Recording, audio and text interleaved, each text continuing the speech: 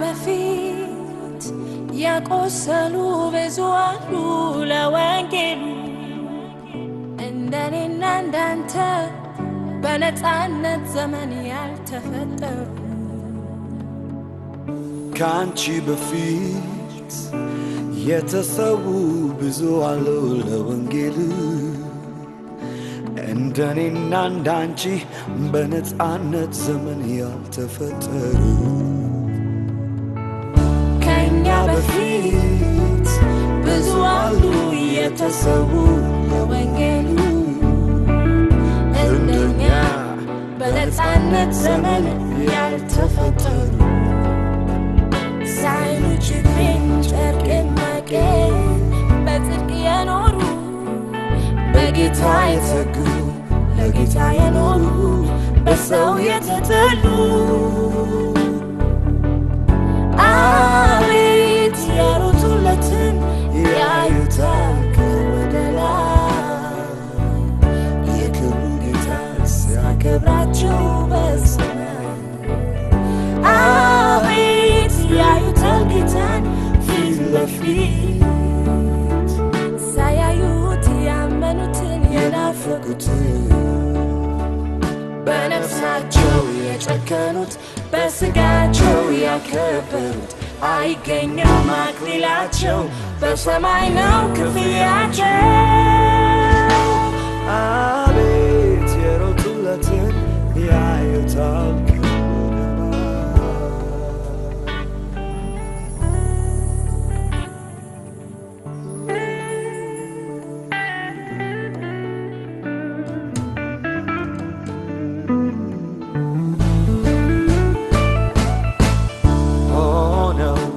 ባርነት ባሪያ ወጥተው ከሰውነት ተራ የኔ የሚሉት የሌላቸው ልሩጥ ለኔ ማያውቃቸው ለወንጌል የቆሙ ለወንጌል የቀኑ ገንዘብ ማይደፍራቸው ሰልፍ ብርታታቸው አቤት የሮጡለትን ያዩታል ከወደ ላይ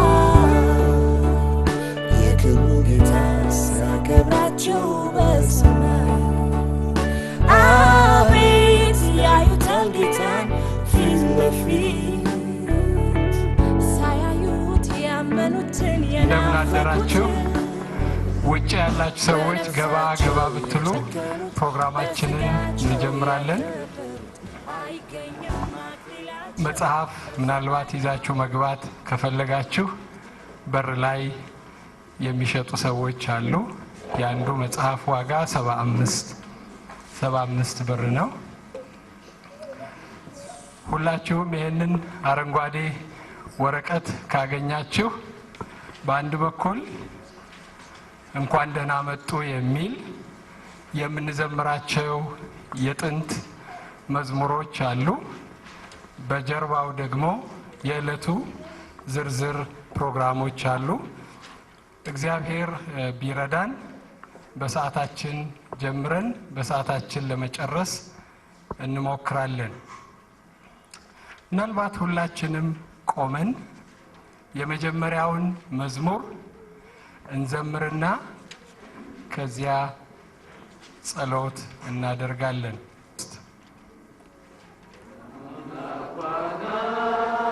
ምስጋና ነው የአምላክ ዋጋው ምስጋና ነው።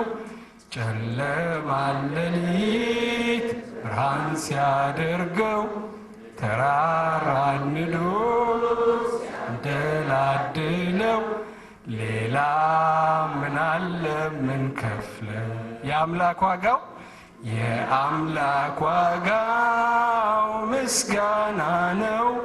የአምላክ ዋጋው ምስጋና ነው።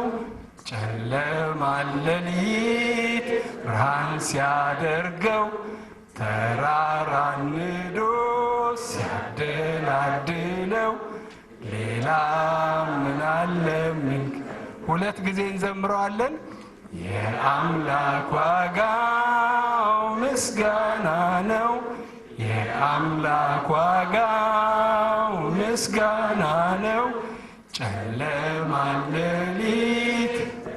ሲያደርገው ተራራን ንዶ ሲያደላድለው ሌላ ምን አለን?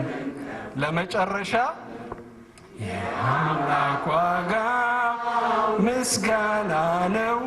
የአምላክ ዋጋ ምስጋና ነው። ጨለማን ሌሊት ብርሃን ሲያደርገው ተራራን ንዶ ሲያደላድለው ሌላ ምን አለ ምንከፍለው? እንደ ቆምን ፕሮፌሰር ተከተል ዮሐንስ የኢትዮጵያ ቃለ ሕይወት ቤተክርስቲያን ፕሬዝዳንት ወደዚህ ይመጡና የመክፈቻውን ጸሎት ያደርጉልናል። ከሳቸው ጋር እንጸልያለን። እንጸልይ። እግዚአብሔር አምላካችንና አባታችን ሆይ ስለዚህ መልካም ጊዜ እጅግ አድርገን እናመሰግናለን። ጌታ ሆይ ባለፉት ረጅም ዘመናትና ዓመታት በኢትዮጵያ ቃለ ሕይወት ቤተክርስቲያን ብዙዎች ጌታ እግዚአብሔር ሆይ ራሳቸውን ሰጥተው እግዚአብሔር አምላካችንና አባታችን ሆይ ሕይወታቸውንና ዘመናቸውን በሙሉ እግዚአብሔር ሆይ ቤተክርስቲያንንና አንተን ለማገልገል ደፋ ቀና ብለው ዛሬ ጌታ ወደ ደረስንበት ወደዚህ ወደ ታላቅና ሰፊ የቤተክርስቲያን ጌታ እግዚአብሔር ሆይ አገልግሎትና ሥራ በብዙዎች ተጋድሎ ጌታ ሆይ ቤተክርስቲያን እዚህ ስለደረሰች እናመሰግናለን። ብዙዎች ጌታ ሆይ ባለፉት ጌታ ሆይ ረጅም ዘመናት ከ87 ዓመት በላይ እንደ ዛሬ ጌታ ሆይ ነገሮች ባልተመቻቹበት እግዚአብሔር ሆይ ራሳቸውን ሰጥተው ሰፊ ጎዳናን በእግራቸው እየተጓዙ አንተንና አንተን ብቻ እየተመለከቱ ያላቸውን ነገር በሙሉ ጌታ እግዚአብሔር ሆይ እየተው ወንጌልን ጌታ እግዚአብሔር ሆይ ከሰሜን እስከ ደቡብ ከምስራቅ እስከ ምዕራብ ለማዳረስ ብዙዎች ደፋ ቀና ብለው ዛሬ ጌታ ሆይ በእነሱ እስራት በእነሱ ሞት ጌታ ሆይ በእነሱ ጭንቀት ቤተክርስቲያን በዚህ ጊዜ ወዳለንበት ሁኔታ ደርሳለች። ስለነሱ ጌታ ሆይ እናመሰግናለን። ቃለ ሕይወት ቤተክርስቲያን ጌታ እግዚአብሔር ሆይ ብዙ ታላላቅ መሪዎች ጌታ ሆይ ራሳቸውን አሳልፈው አስቸጋሪ በሆነው ነገር ውስጥ ሁሉ አልፈው ዛሬ ቆመን ጌታ ሆይ እንደፈለግን የሆነን በሰላም እግዚአብሔር ሆይ ያኔ በተቸገሩበት ያኔ በተሰደዱበት ያኔ ጌታ ሕይወታቸውን ባጡበት ያኔ አስቸጋሪ በሆነበት ሁኔታ ውስጥ አልፈው ወንጌልን ለዛሬ እንዲደርስ ለኛም እንዲደርስ እኛም በእነሱ እግር ተተክተን ቤተክርስቲያን እንድናገለግል ይሄ ካንተ ለኛ ሆኗልና እናመሰግናለን። በተለይም ዛሬ ደግሞ በዚህ ስፍራ ስለ ወንድማችን ስለ ጋሽ ተክሌ ባለፉት ዘመናት ጌታ ሆይ ለኢትዮጵያ ቃለ ሕይወት ቤተክርስቲያን ያደረጉትን ታላቅ ነገር ለኢትዮጵያ ቃለ ሕይወት ቤተክርስቲያን ብቻ አይደለም ጌታ ሆይ ለኢትዮጵያ ቤተክርስቲያናት በሙሉ ጌታ እግዚአብሔር ሆይ ደፋ ቀና ያሉትን እንድናስታውስ ይሄንን መልካም ጊዜ ስለሰጠን እናመሰግናለን። በዚህ ስፍራ አንተ ክብሩን ውሰድ ጌታ ሆይ። አስታውሳለሁ በደቡብ ብቻ አይደለም በምዕራብ ብቻ አይደለም በምስራቅ ብቻ አይደለም ሰሜን እኔ ራሴ በነበርኩበት ጊዜ ወደዛ መጥተው እግዚአብሔር ሆይ ደከመኝ ሰለቸኝ ሳይሉ አስቸጋሪ በሆነበት ሁኔታዎች ውስጥ ሁሉ አልፈው የወንጌልን ሥራ ጌታ ሆይ ለዛ አካባቢ ለማድረስ ጌታ ሆይ ተንቀሳቀሱበትን ጊዜ አስታውሳለሁ። እግዚአብሔር ሆይ በአስቸጋሪ ዘመን ውስጥ አልፈው ወንጌልህን ጌታ እግዚአብሔር ከልጅነታቸው ጀምሮ እስከ ፍጻሜያቸው ድረስ ጌታ እግዚአብሔር ሆይ ሲያገለግሉ አልፈዋል። ስለሳቸው ዛሬ መላለው እጅግ አድርገን እናመሰግናለን። በሳቸውና እሳቸውን በመሰሉ መሪዎች መሰረት ላይ ታነጸችው እቺ ቤተክርስቲያን ቃለ ሕይወት ጌታ ሆይ የነሱን አገልግሎት እያየን ዛሬ ደግሞ ጌታ ሆይ ስለነሱ እግዚአብሔርን እያመሰገንን እኛ ደግሞ በዚህ ዘመን ማድረግ ያለብንን እንደ ፈቃድ ሐሳብ እንድናደርግ ዘንድ እያንዳንዳችንን እርዳን። እነሱ የደከሙበት የተንከራተቱበት የሞቱበት የተሰደዱበት ብዙ ወጣ ወረድ ጌታ እግዚአብሔር ያለፉበት ያ ወንጌል ዛሬም በዚህ ዘመን ጌታ ሆይ መሄድ ያለበትን ያህል እንዲሄድ መሮጥ ያለበትን እንዲሮጥ እያንዳንዳችን ማድረግ የሚገባንን ጌታ ሆይ እናደርግ ዘንድ ከነሱ የተማርነውን ጌታ ሆይ እኛን ተገብረው ዘንድ ጸጋ ይብዛልን። አንተን አገልግለን አንተን አክብረን ያንተን ታላቅነት በሕይወታችን ገልጸን እኛም እንደነሱ ጌታ ሆይ አንተን አክብረን እንድናልፍ በዚህ ዘመን ያለነውን እኛን ይህንን ታላቅ አደራ የተቀበልነውን እኛን ፈቃድህንና ሐሳብህን እግዚአብሔር አምላካችን ሆይ እንድፈጽመው ዘንድ አግዘን። ስለ ጋሽ ተክሌ ብዙ ምናቀው ነገር አለ ጌታ ሆይ እቺ ቤተክርስቲያን በእነሱ ሰፊ አገልግሎት ጌታ ሆይ የተመሰረተች እንደሆነ እናውቃለን። ይሄ በእነሱ ዘመን ሆኗል። ዛሬ ደግሞ ማድረግ ያለብንን እንፈጽም እናደርግ ዘንድ እርዳን ጌታ ሆይ። ከዚህ ሰዓት ጀምሮ የሚኖረውን ይህንን መልካም ጊዜ ተባረክ ዘንድ ጌታ ሆይ ክብሩን አንተ ትወስድ ዘንድ ያንተ ታላቅነት ጌታ ሆይ በዚህ ስፍራ ይገለጥ ዘንድ ጌታ ሆይ ይህ ስፍራ ትላንትም ብቻ የምናይበት ሳይሆን ነገንም ለማየት የምንችልበት እያንዳንዳችንም ከዚህ ጌታ ሆይ ተምረንና አውቀን ተረድተን በበለጠ አንተን ለማገልገል የምንዘጋጅበት ጊዜ ይሆንልን ዘንድ በኢየሱስ ክርስቶስ ስም ለምንሃለሁ። ለሕይወታችን የሚቀርልን ለአገልግሎታችን የሚቀርልን ነገር በዚህ ስፍራ ተሰጠን ዘንድ ለምንሃለሁ።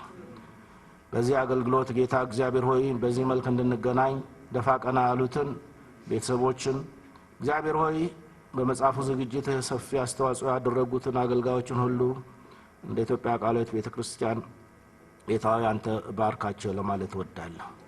የሚኖረን ጊዜ መልካም ጊዜ ያደርግልን። በዚህ በሚኖረን ጊዜ እንዳልኩትም ጌታ ሆይ ወደፊት የምናይበት አንተን የምናመሰግንበት ነገን በተስፋ የምንመለከትበት ራሳችንን እያየን የፈቃድን ሐሳብ ለማድረግና ለመፈጸም የምንተጋበት ጊዜ ይሆንልን ዘንድ ለምንሃለሁ። ይህን ስለምታደርግ እናመሰግናለን።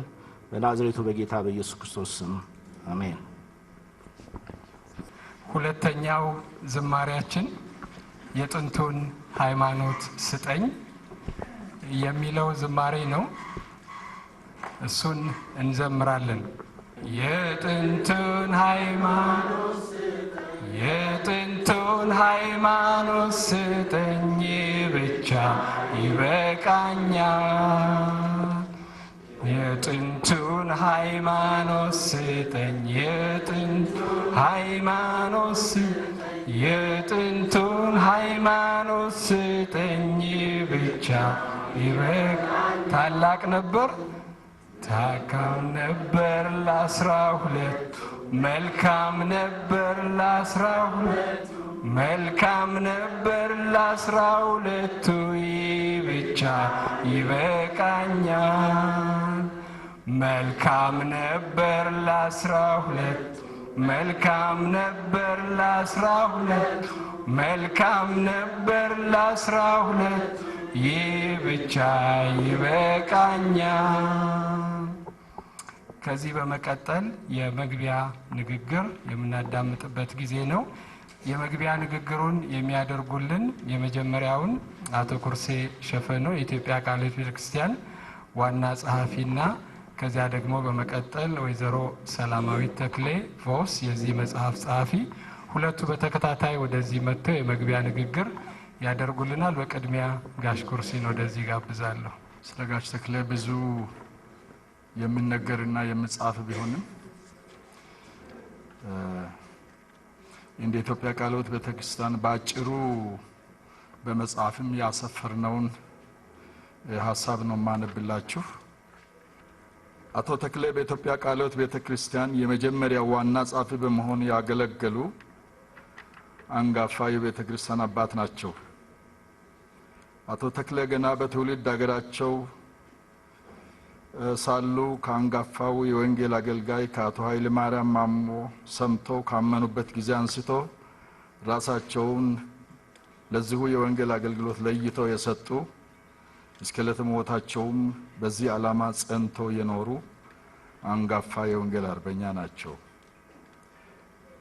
ይህ አቶ ተክሌ የወንጌል ተጋድሎና በብዙ ፈተና ውስጥ በማለፍ የደመቀ የህይወት ገድል እና ታሪክ የኢትዮጵያ ቃለ ሕይወት ቤተክርስቲያን ታሪክ አካልና የቤተክርስቲያኒቱም አንድ የታሪክ ዘመን ምዕራፍ ነው።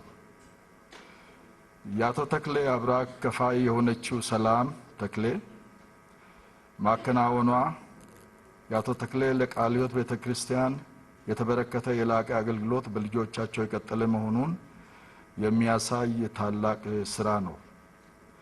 ስለሆነም ቤተክርስቲያናችን ለሰላም ተክሌና ይህንን መልካም ስራ እንድትሰራ ከራእዩ መወጠን ጀምሮ እስከ ፍጻሜው ድረስ እንድትሄድ ለረዳት እግዚአብሔርን ምስጋናዋን ታቀርባለች።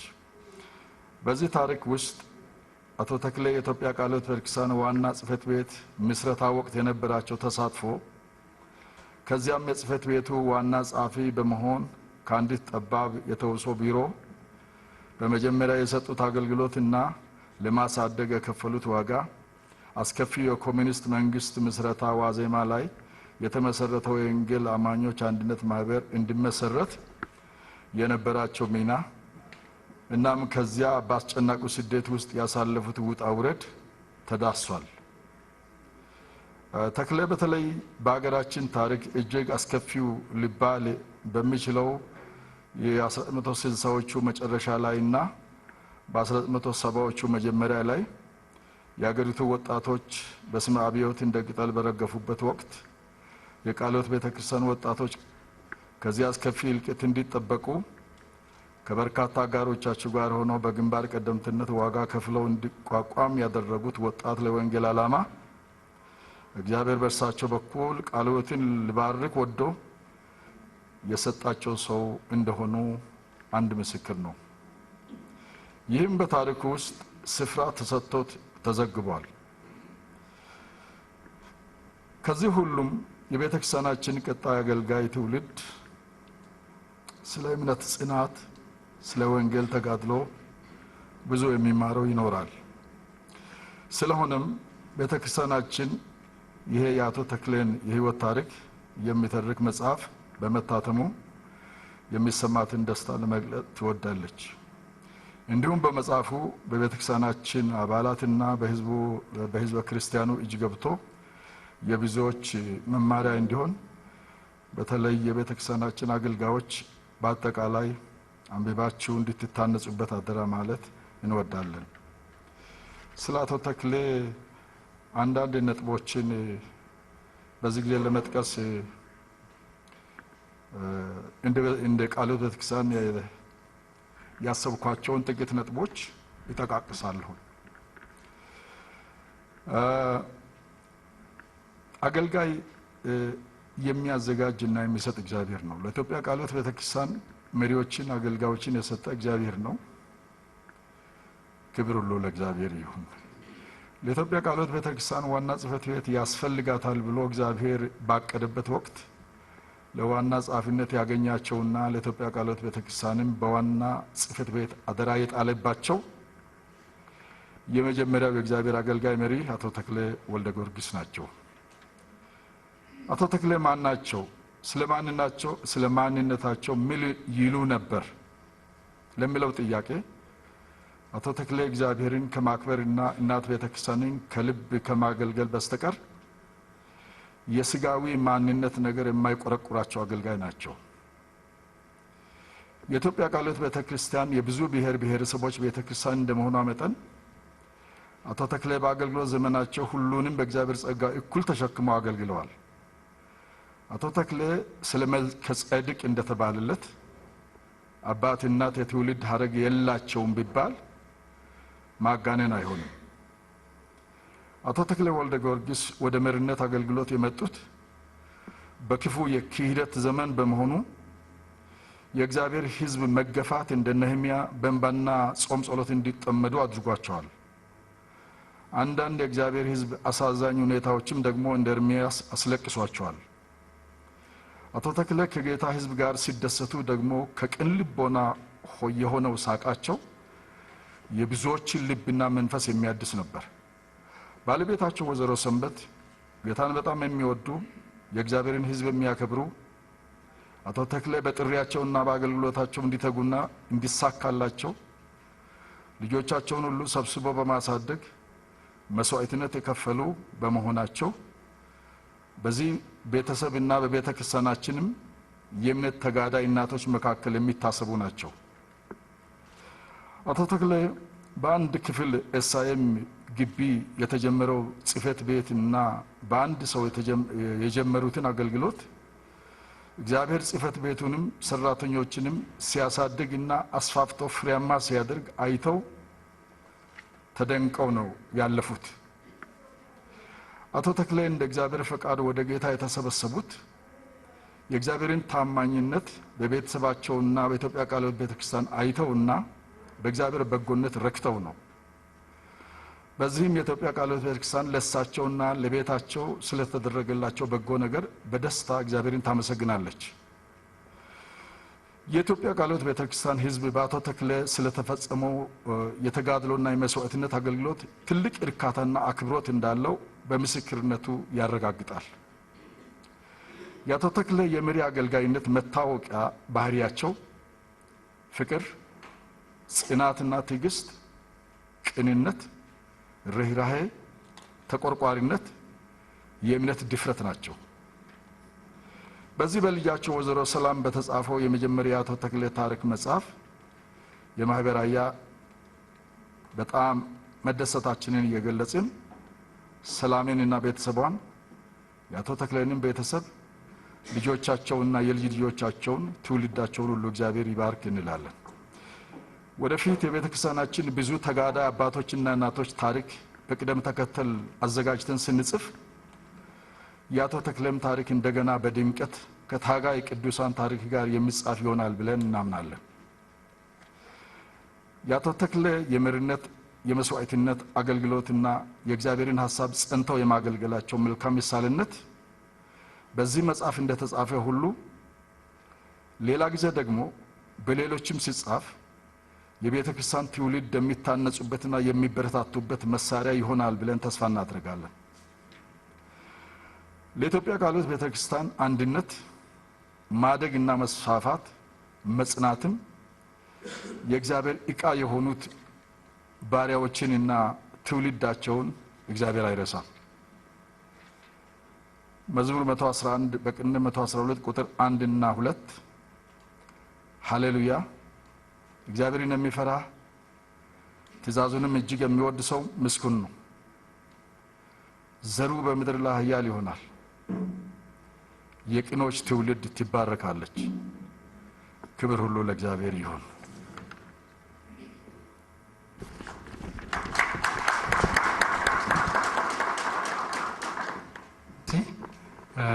ከዚህ በመቀጠል የመጽሐፉ ጸሐፊ የሆነችውን ወይዘሮ ሰላማዊት ተክሌ ቮስን ባለቤቷን ማርቲንን ልጃቸው የት ገባች ነበረች እዚህ ናዮሚ እነሱ ሶስቱ ወደዚህ እንዲመጡ እጋብዛቸዋለሁ። I'll call upon the Vosses to come forward እና እኛ በጭብጨባ እንቀበላቸዋለን። ብዙ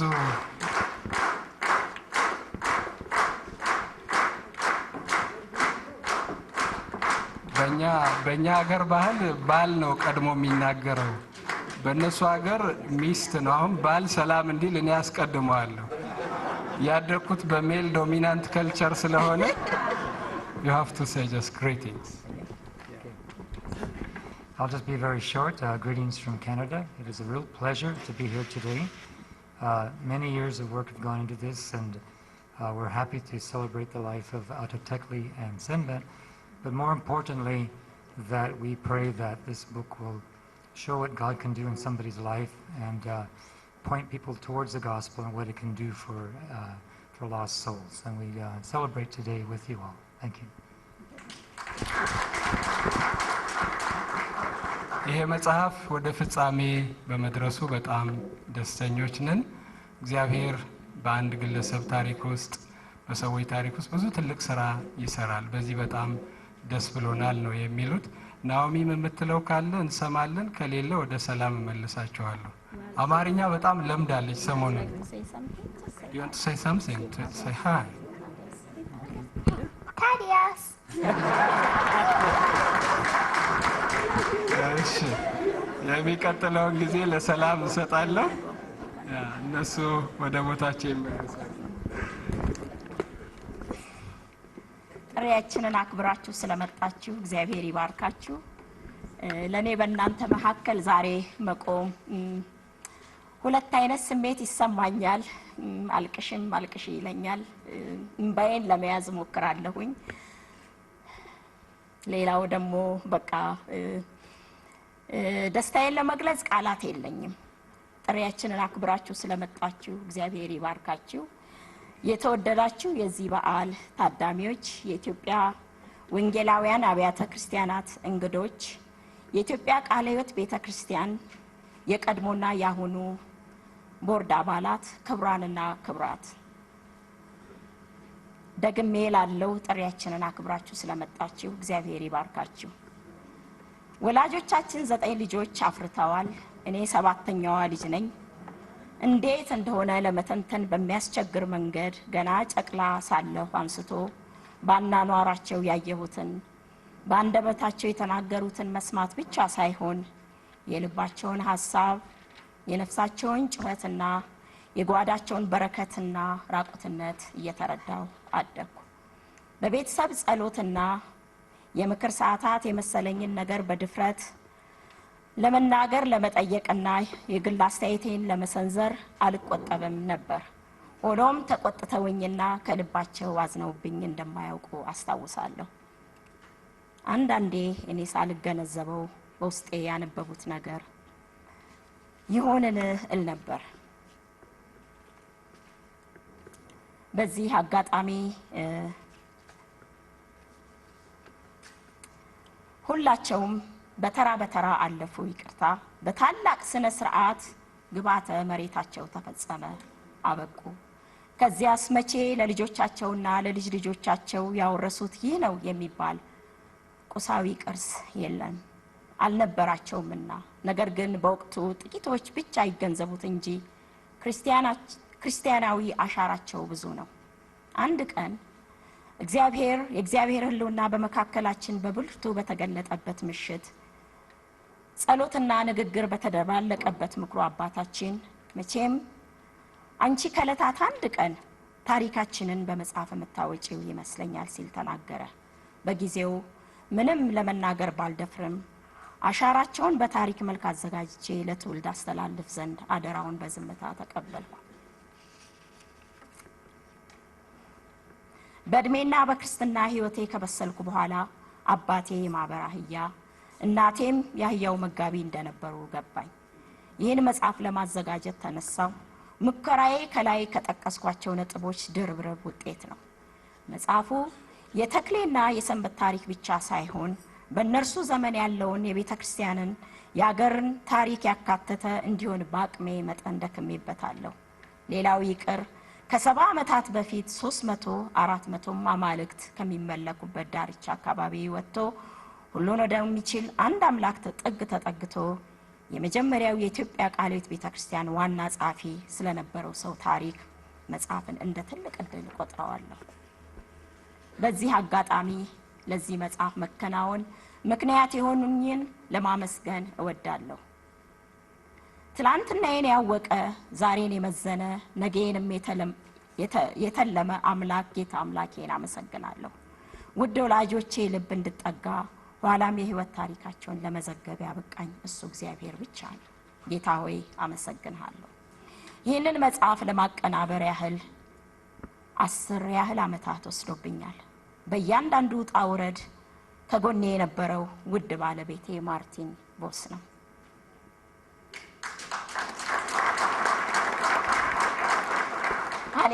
I like to say thank you so much for your help. God bless me in an incredible way by bringing you into my life. I'm lucky to have you. Thank you so much.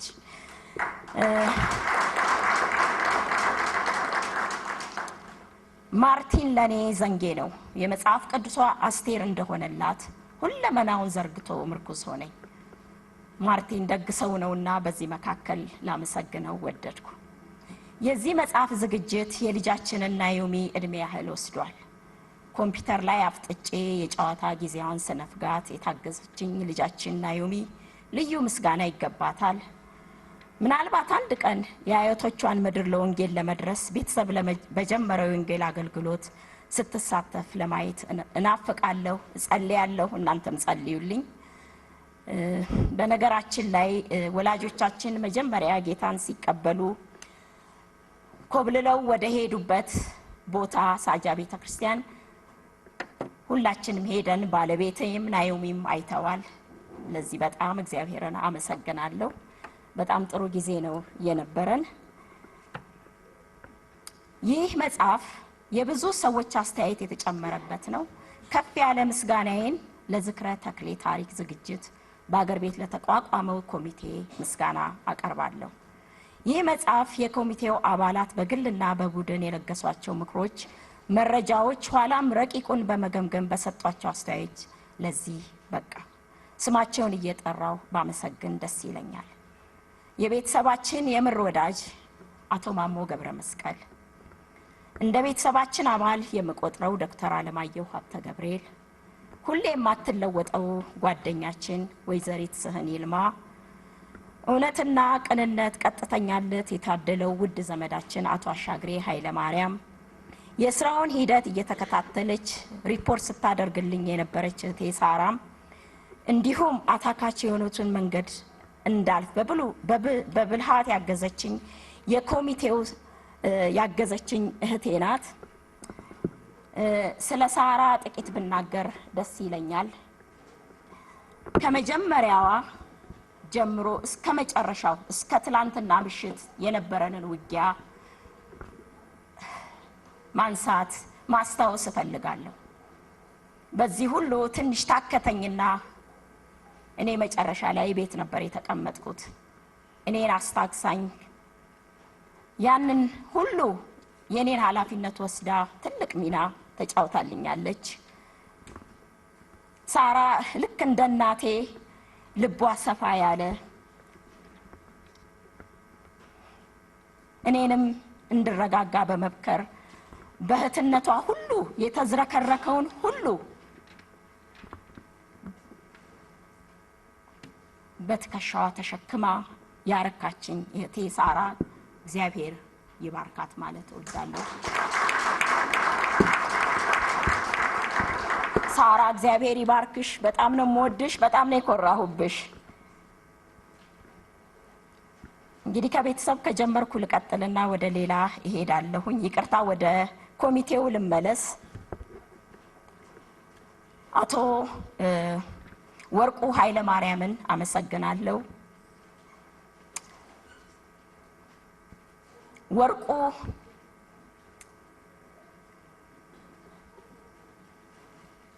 እንደ አባት ያስቸገረኝን ያታከተኝን አይዞሽ በማለት እንደ ወንድም ደግሞ አስፈላጊውን ሁሉ ያደረገልኝና ያመቻቸልኝ አሁን እዚህ ቆሜ በመናገረው ቃላት የምገልጸው አይደለም። ወርቁ እግዚአብሔር ይባርክ።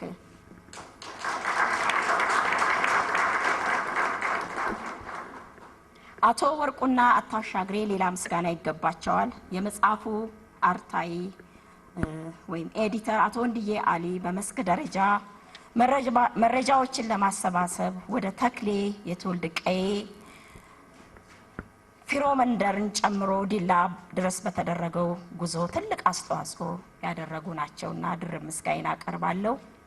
ሌላው በካናዳ ብሩክስ ከተማ የቤተ ክርስቲያን መጋቢና ደራሲ ሆነው ዘላለም መንግስቱ ሐሳብ በመስጠት ሩቅ ስላለው ግራ የገባኝን ነገር በመርዳት የሆሄያት ቅርጽና ርማት በማድረግ እስከ መጨረሻ አግዞኛልና አመሰግናለሁ። ምንም እንኳ ታሪኩ ታሪካቸው ቢሆንም እንደ ህይወት ዝንባሌያቸው በአቅማቸው ልክ በተለያየ መንገድ ከጎኔ የነበሩት እህቴ ሂሩት ተክሌ፣ ሳራን፣ እንደገና አዳነችን፣ አስቴርን እንዲሁም ወንድሞቼን ዳዊት ተክሌን፣ ሳሙኤል ተክሌና ዘካርያስ ተክሌን እግዚአብሔር ይባርካችሁ ማለት እወዳለሁ።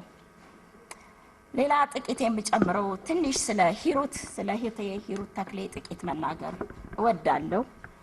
ከዓመታት በፊት እኔ ይህንን መጽሐፍ ለመጻፍ ሳስብ ቃለ መጠይቅ ለማድረግ የተለያየ ቦታ ሄድ ነበር። የኔ የታላቄ ታላቅ ናት ሂሩት።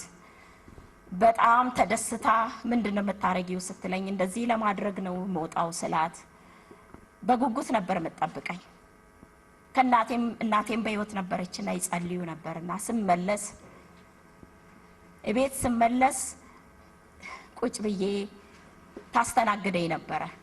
እንደ ባህላችን የእጅ ውሃ እንኳን ሳይቀር እጄን ታስታጥበኝ ነበር ታላቅ እህቴ ብትሆንም። ሌላው ደግሞ ልክ እንደ እናቴ ሰንበት እስከ ዛሬ ድረስ በመንበርከክ ብዙ ጥያቄ እየጠየቀችኝ ምን መጸለይ እንዳለባት እየጠየቀችኝ ለአመታት ብቻዋንም ሳትሆን ጓደኛዬ ሂሩት ማሞ የምትባል በሰፈራችን የጋሽ ማሞ ልጅ ሞክሼ ያለች ከሷ ጋር ሆነው አብረው ለአመታት ከባለቤቷ ከወሰን ጋርም ሆነው የጸለዩልኝ ጸሎት ያደረጉልኝን ማበረታታት መርሳት አልፈልግም። እግዚአብሔር ይባርክሽ። ሌላው ስለ ሳሙኤል ትንሽ መናገር እወዳለሁኝ። ሳሙኤል ቅርብ ጊዜ ጃንዋሪ ላይ ኢትዮጵያ ለወንጌል አገልግሎት ለኛ ወንጌል አገልግሎት መጥቶ ነበር። ግን ለዚህ ጉዳይ በጣም ከመደነቁ የተነሳ እንደገና ባለቤቱና ልጆቹን ጥሎ ተመልሶ መጣ። እኔ ወደዚህ መምጣቴ በፊት ስለ ኢትዮጵያ አንዳንድ ነገር ሰማለሁ። መደነቅም ጭንቀትም የያዘኝ ነገር ነበር። ይሄንን ምን አደርጋለሁ ያልኳቸው ብዙ ነገሮች ነበሩ። ውድ ወንድሜ ሳሙኤል ግን ይመላለስ ነበርና ከነበረው ልምድ ይሄንን አታስቢ፣ ይሄ እንደዚህ ነው መሆን ያለበት ብሎ ብዙውን ነገር ከትከሻዬ ላይ ያቃለልልኝና ልቤን ያሳረፈ ወንድሜ ነው። እግዚአብሔር ይባርክ። ሌላው ደግሞ ከሀገር ከወጣው ብዙ አመታት ነው። ይህም መጽሐፍ ቀናት አመታት ሲወስዱ በጣም ልቤን ያቆሰለው ነገር ሳላያቸው የሚያልፉ ዘመዶች ነበሩኝ፣ ወዳጆች አሉ። እንደምታውቁኛ ከብዙ የስጋ ዘመዶቻችን ጋር አልኖርንም። የኖርነው እግዚአብሔር ከሰጠን ወዳጆቻችን ጋር ነው። እንዳጎት እንደ እህትም የሆኑልን እነሱ ናቸው። ከቤተ ዘመድ ሌላ ዘመዶቻችንን ያወቀን ከጥቂት አመታት በኋላ አዲስ አበባ ተረጋግተን መኖር ስንጀምር ነው። ከሀገር ስንዞር በመጽሐፍ ውስጥ ታነባላችሁ፣ ታያላችሁ። ብዙ ታሪኮች ተጠቅሰዋል። ብዙ ወገኖቼን ለማየት እናፍቅ ነበር። አንዳንዶች ሳላያቸው አመለጡ። አሁን ደግሞ የቀሩትን ለማየት ከዚህ ፕሮግራም ጋር እንዴት አደርጋለሁ ብዬ አዘን ይጨነቅ ነበር። የውድ እናቴ እህት ታደለች ገብረ ጻዲቅ ከፊት ለፊት አለች።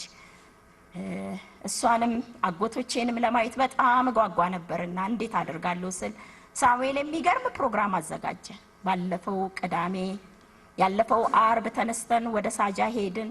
ሳጃ ያለውን አገልግሎት ካየን በኋላ ጅማ ሄደን ሆቴል ማደር ነበረብን። እዛ ቤተ ዘመድ የሆኑትን ሰዎች በሙሉ ሆቴል መጥተው ወደ 50 የሚሆኑ ልጆቻቸው ጋር አንድ ላይ ጥቂት ጊዜ ግን ወርቃማ ጊዜ አሳለፍን። ዋው እንዴት አይነት ጊዜ እንደነበረ እግዚአብሔር ያንን ሁሉ ጊዜ ባይኖረንም እንዴት እንዳቀነባበረ መግለጽ ያቅተኛል። እና ይህንን ሁሉ ሸክሜን አቃሎ በተለያየ ነገርም ብዙ እርዳታ አድርገህልኛል ሳሙኤል። እግዚአብሔር ይባርክ። ቀላል አይደለም አመጣጥህ፣ በብዙ ነገር ውስጥ አልፈ ነው። ሳሙኤልና ቤተሰቡንም በዚህ አጋጣሚ ማመስገን እወዳለሁ። እግዚአብሔር ይባርካችሁ። እግዚአብሔር ይባርክ። ሌላው በተላላቅ ጉባኤዎች የበረከት ዘሮች ሁኑ ተብሎ ተጸልዮልናል። በዚህ መሃል የጸለያችሁልኝ ሰዎች በዚህ መካከል ምስክሮች ናችሁ። አንዱ በረከት ደግሞ ይህ የዛሬው ዕለት ነው። እግዚአብሔር ይመስገን። ለማንም ተናግሬም ማላቀውን አንድ ቃል እናገራለሁ። ውድ አባቴ የመጨረሻው ቃል ለኔ ታሞ በነበረበት ጊዜ ጫማ ሳጠልክለት አንድ ነገር አለኝ። እኔ እግዚአብሔርን ብሆን ላንቺ የምሰጠውን አውቅ ነበር አለኝ። የእናቴን አልነግራችሁም፣ እናቴ ቀልደኛ ናት። ለአንዳንዶቻችሁ ነግሬያለሁ ምን እንዳለችኝ።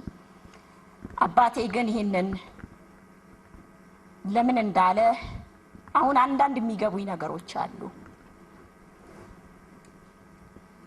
እግዚአብሔር ምን እንዲሰጠኝ እንደፈለገ ባላቅም እግዚአብሔር ዛሬ ያደረገልኝ የፈጸመው ታሪክ ይህ መጽሐፍ ለኔ ትልቅ ደስታና እርካታ ነው ሲሆን ከልጅነቴ እስከ ዛሬ ግን የኔ የግሌ ጸሎት መሻት አንድ ነበር፣ በመልካም ህብረተሰብ ውስጥ መኖር። ልጅ ሆኜ አንድ መጽሐፍ አንብቤ ነበር። በመልካም ህብረተሰብ ውስጥ መኖርና ማደግ። ያንን ያልኩበት ምክንያት ወላጆቼ በዚህ የታደሉ ነበሩ። በቤታችን አእምሮዬ ውስጥ የቀረው ሌላ ነገር አይደለም፣ ይህ ነው። በመልካም ህብረተሰብ ውስጥ መቀላቀል።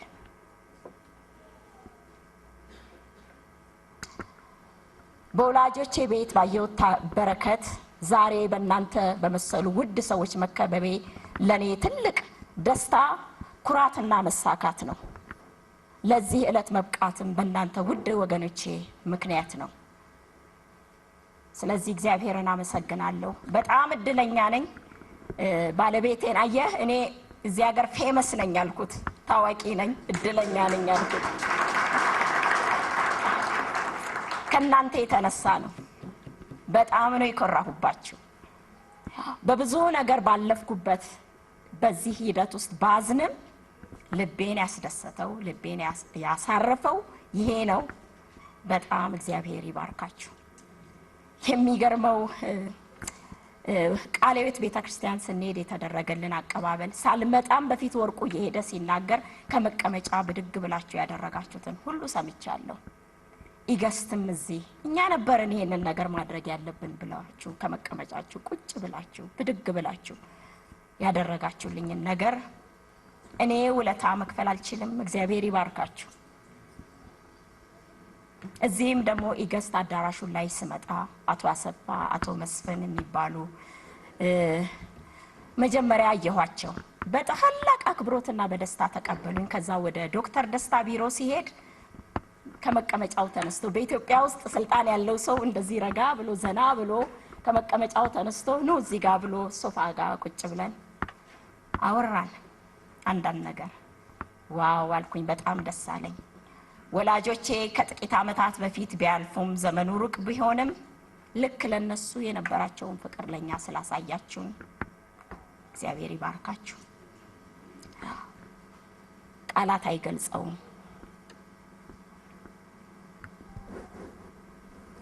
ሌላው በትልልቅ ጉባኤ ተጸልዮልን ነበር። ስላይዱን አባባ ኬዳሞ እዚህ መሃል አሉ። አባባ ኬዳሞን አንዳንድ ሰዎች ቃለ መጠይቅ ሳደርግ የሚገርም ጸሎት ነበር የጸልዩልኝ። በተለይ 3 ሰዎች አይረሳኝም የጸለዩልኝ ጸሎት። አባባ ኬዳሞ ቢሮ ስገባ እንባ እየተናነቃቸው ወይ ተክሌ አሉና ደግሞ አንዴ ውስጣቸው በፈገግታ ተሞላ። እንዲህ ሳያቸው እኔ እኮ አባትሽን ማቀው በ1946 ዓመተ ምህረት ወሊሶ ላይ ኮንፈረንስ ላይ የመጀመሪያ ዘማሪ እንደው ማቀው አባትሽ ነው አሉኝ። ቆሞ ሲዘምር ቆሞ ድምፁ ራሱ እንዴት ደስ ይል ነበር አሉኝ። የጥንቱን ሃይማኖት ስጠኝ፣ ቅድም የዘመርነው መዝሙር የጥንቱን ሃይማኖት ስጠኝ እያለ ነበር ሲዘምር ማቀው አሉ። ስሜ ልጄ ከዛም ባነቀኝ ስሜ ልጄ እምባይነቅሽ አትዘኝ። ዛሬ የአባትሽን ታሪክ ልትሰሪ ነው? ቃለ መጠይቅ ልታረጊ የመጣሽ? አዎን አልኳቸው። በጣም ተነሱና እንደገና አቅፈው ሳሙኝና አይዞሽ ልጄ በርቺ፣ ታሪክ የሚሰራ ሰው እኮ አስከሬን ላይ ቆሞ ነው እንደዛ አሉ። የወላጆቼን ታሪክ ስጽፍ አንገቴን ቀና ደፋ እያደረግኩ ያለቀስኩባቸው ቀናቶች አሉ። አንዳንዴ ደግሞ እንደ እብድም የሳቅኩበት ቀን አለ። ብዙ የሚያስቁም የሚያሳዝኑም ታሪኮች በቤታችን አልፈዋል። ለዛ ሁሉ ግን የረዳኝ የብዙ ወገኖቼ ጸሎት ነውና እግዚአብሔር ይባርካችሁ። ሌላ ወርቁ ናዮሚ ልጄ ሁሉ ጊዜ ስጽፍ እየመጣች አጠገቤ በቃ አማርኛም ትለማመዳለች፣ ትጠይቀኛለች ብዙ ነገር። በጣም የሚገርመው ብዙ ነገር ስለ ወላጆቼና ስለ ኢትዮጵያ ታውቃለች። የኢትዮጵያን ታሪክ በምትማርበት ትምህርት ቤት ለመናገር አንደኛዋ ናት። በጣም ነው የምኮራባት። እናቴ በጣም የሚጣፍጥ ምግብ ከሚሰራበት አገር ነው የመጣችው፣ ከዓለም ሁሉ አንደኛ የነሱ ምግብ ነው እያለች ታስተዋውቃለች። አንድ ቀን የትምህርት ቤቱ ቦርድ ስብሰባ ላይ የኢትዮጵያን ምግብ ሰርቼ ነው ያቀረብኩትና የተበላው።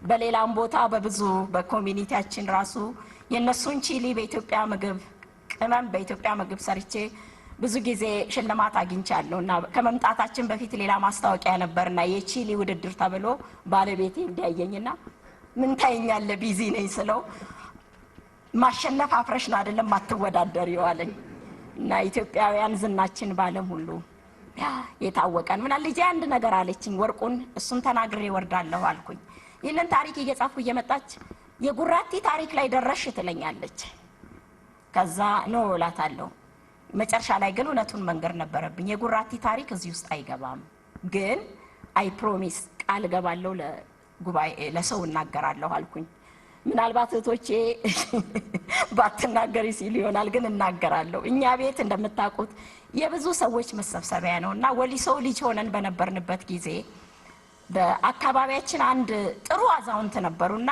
እህታቸው ከጉጂ ቡርጂ ከሚባል ሀገር ተሰደው ይመጣሉ እዛ ቤተሰብ ብዙ ነው እንደገና እዛ ቤተሰብ ላይ ይቀመጣሉ እናቴ ሄዳ ይህን ታሪክ ትሰማና ታያለች ሴት ሁለት ወንዶችና ሴት ልጆች ናቸው እቺ ሴቷ ልጅ ደግሞ በጣም በጥባጭ ናት በቃ ከዛ መጨረሻ ላይ አይታ እኔ ጋር ልውሰዳት እቺን ብላ እኛ ቤት አመጣቻት እቺ ልጅ ከኛ ጋር ስትኖር በየቀኑ አንድ ነገር ይፈጠራል ትጣላለች ብዙ ነገር ታደርጋለች እና አንድ ቀን እኛ ትምህርት ቤት ስንሄድ ያው እናቴ ጋር ቀርታ ቡና ታፈላለች ለእናቴ ትምህርት ቤት መግቢያ ሰዓት አልፎ ስለነበረ መግባት አልቻለችም ከዛ በኋላ ምን ታረጋለች አንድ ቀን እናቴ እንዳጋጣሚ እንግዳ ይመጣና ቤት ከእንግዳ ጋር ቁጭ ብላ ቡና ፍልታ ቡናውን ሰጥታ እየሮጠች ትምህርት ቤቱ ከቤታችን ቀጥሎ ነው ሚሽን ትምህርት ቤት ነው እየሮጠች ትሄድና ዳዊት ወንድሜ ከጓደኞቹ ጋር ባስኬትቦል እየተጫወተ ሄዳ በቅጽል ስሙ ትጠራዋለች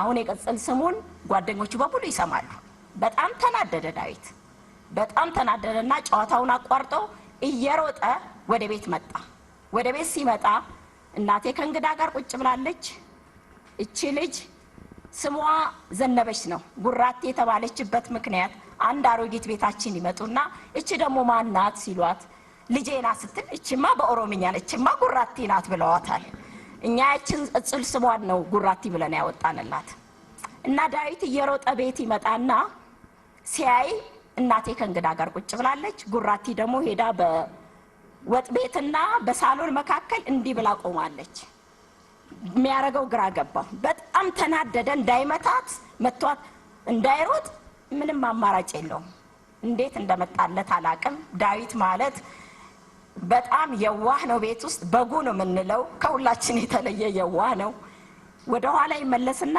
እናቴ አንድ የምንጫወትበት ክፍል የእናቴን ባስኬት ያገኛል የስፌት ያለበት መርፌ ይዝና እሷ በቆመችበት ላይ መርፌውን ሄዶ ይሰካባታል ያ መርፌ ቂጣ ላይ መርፌውን ይሰካባትና ተመልሶ ይሮጣል እሷ እንዲዳለች ጉራቲ ተመልሳ ሄዳ መርፌውን ከነቀለች በኋላ ቀረች እናቴ በትጣራ የለችም ጉራቲ በቃ ከዛ በኋላ እንግዳው ተሸኘ ስትሄድ ስታገኛት እያለቀሰች ነው ለምንድን ነው የምታለቅሽ ስትል ስትነግራት እናቴ ደነገጠች ሳቅም ወጠራት ምክንያቱም ወይ ሰላም ወይ ጸጋ ወይ ሳራ ቢባል ታምናለች ዳዊት በፍጹም በቃ በጣም እናቴ ገርማትና መጨረሻ ላይ ዳዊትን ጠርታ ትጠይቀዋለች አው አናደደችኛ አድርግ ያለው አለ ያው ይቅርታ ጠይቃታል እና ናዮሚ ልጅ ሆና ቤታች ውስጥ የተደረገውን ነገር ንገሪኝ ትለኛለች ከምነግራት አንዱ ታሪክ ነውና ይሄንን ተወደዋለች እሷ በልጅነት የ3 አመት ልጅ ሆና ለባለቤቴ ይሄንን በእንግሊዘኛ ስትነግረው በጣም ነው የገረመውና አይ እንደዚህ አይነት ታሪክ እንኳን የለም ሲላት አይ እውነት ነው አለችው እና ናዮሚን በቃ ቃል ገባለሁ የጉራቲን ታሪክ አወራልሻለሁ ለሰው አልኳት ያ ይሄንን ያደረኩት ያው መጽሐፉ በእንግሊዘኛ እስኪተረጎም ድረስ አንዳንዱን ነገር እስክታቅ ነውና እግዚአብሔር ይባርካችሁ አመሰግናለሁ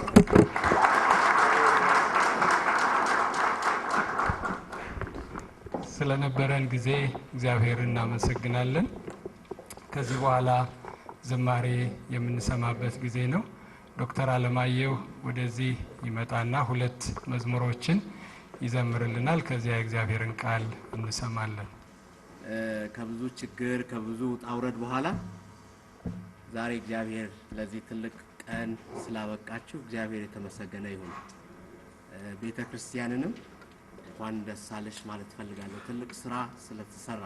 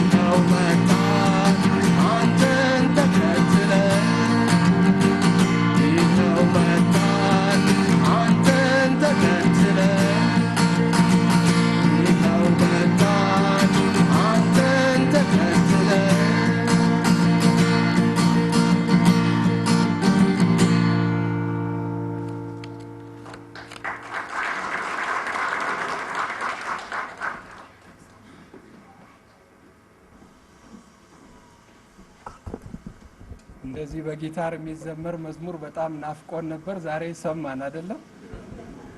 እንዲህ አይነት መዝሙሮች እየቀሩ ስለሆነ ዶክተር አለማየሁ ጎረቤቴ ነው እና ስንጋብዘው ዛሬ እንዴት ነው መስንቆን ሰቅላል አልሰቀልክም አለ። ኧረ አልሰቀልኩም አለ። በእርግጥም አለ መስቀሉን አስመስክሯል። ክብር ለእግዚአብሔር ይሁን። ከዚህ በኋላ የእግዚአብሔርን ቃል የምንሰማበት ጊዜ ነው። አቶ ማሞ ገብረ መስቀል ወደዚህ ይመጡና የእግዚአብሔርን ቃል ያካፍሉናል።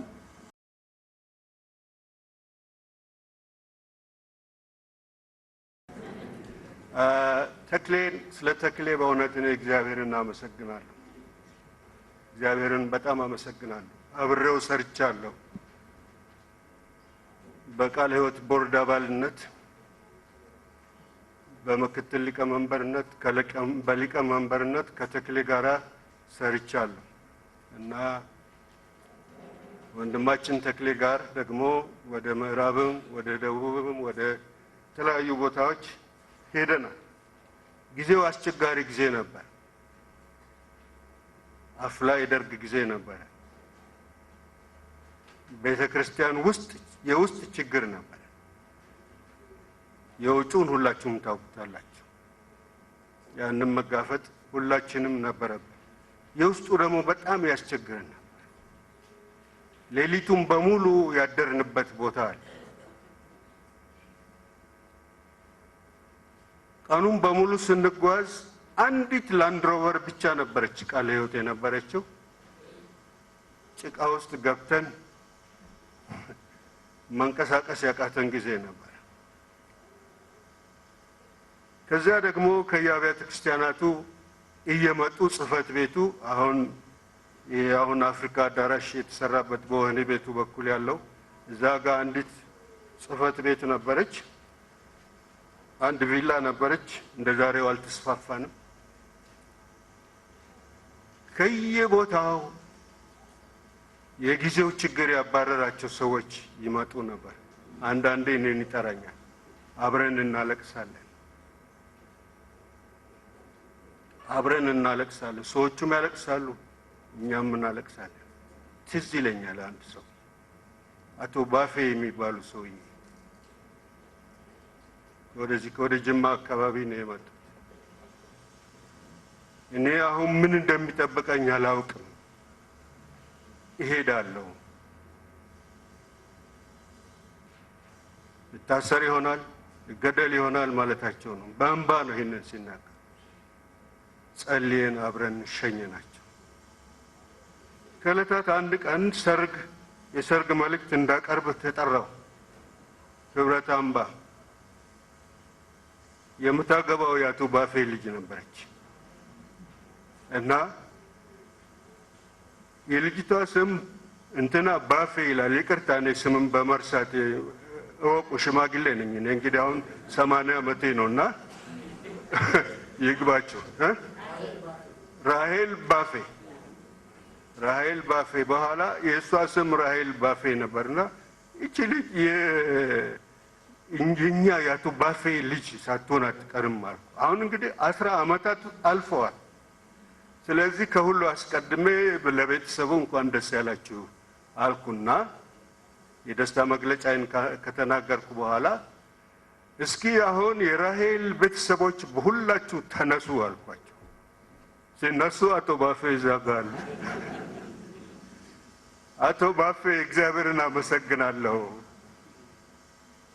ሞትም ይሆናል ልታሰርም ይሆናል አላውቅም ያሉት ነገር ትዝ ይለኛል። ዛሬ እርሱ በህይወት ኖሮ ደግሞ የልጆን ሰርግ አይተው እኔ ደግሞ ለልጆ ሰርግ ሰባኪ ስለሆንኩ የእግዚአብሔር ስም የተመሰገነ ይሁናል።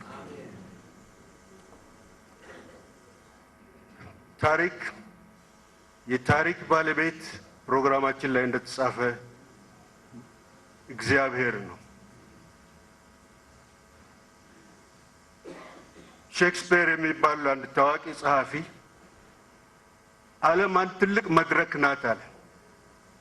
እያንዳንዱ ሰው ደግሞ ተዋናይ ነው። The world is a stage and every man an actor አለ። ከዚህ ተዋንያን በስተጀርባ ወይ እግዚአብሔር ወይ ሰይጣን አለ። ከሁለት አንዱ ነው።